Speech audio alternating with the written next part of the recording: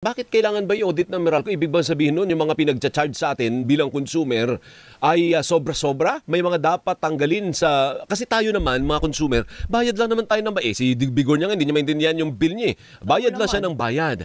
Kaya lang, ang nakakaintindi dyan, si Pete. Kasi sila talagang tumututok sa mga ganyang issue. Tama. Ang sinasabi mo ba, Pete, kailangan talagang i-audit dahil may sobrang sinisingil sa ating mga consumer? Tama ka dyan. Tama kayo dyan, Alvin, Doris. Unang-una, kinakampihan tayo ng Korte Suprema sa kanilang desisyon na baguhin yung valuation ng kanilang mga assets o ari-arian.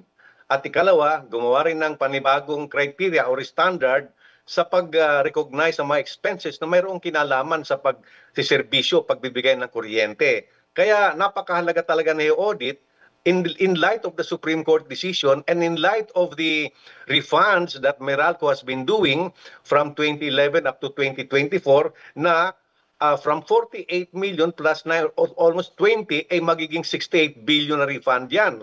Kaya lang nakikita natin na ang pinagbasihan ng mungkahi na refund ng Meralco ay sa papel lamang yan. Yung kanilang in-approve ng ERC na annual revenue against sa actual nilang natanggap. So walang kinalaman ito doon sa valuation ng assets, walang kinalaman sa mga expenses na hindi dapat payagan dahil sa walang kinalaman sa pagsiservisyo, pagbibigay ng kuryente. Yan ang kailangan ma-audit ngayon sapagkat naniniwala tayo na gaya ng sabi natin noong 2020, nung una silang magbungkahi ng pag-refund ng 13.8 billion, yan ay tip of the iceberg lamang. Kaya nga, winelcome natin yung findings ni former commissioner noon nang sinabi niya na napakaliit niya. Ang dapat na isoli ng Meralco ay halos aabot ng 200 bilyon. Kung ang total na isosoli lamang ay 68 billion, talagang malayo yan sa sinasabi ni former commissioner noon na isang espesyalistang certified public accountant at naging commissioner ng ERC.